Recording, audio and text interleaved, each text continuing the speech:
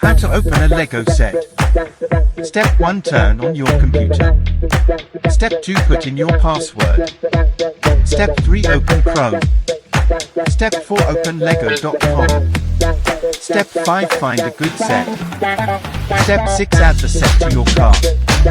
Step 7. Place your order. Step 8. Sit on a chair for a week, waiting for the set. Step 9. Sit on a chair for a month, waiting for the set. Step 10. Sit on a chair for a year, waiting for the set.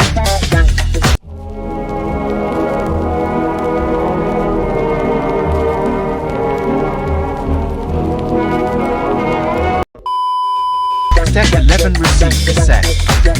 Step 12. Grab a knife. Step 13. Step 14. Forget the last step and hunt open the tabs. Step 15. Dump out the contents.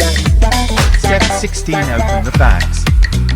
Step 17. Start the build. Step 18. End the build. Step 19. Grab the set. Step 20. Place it on the shelf. Well done. If you followed the steps correctly, your outcome should be this. See you next time.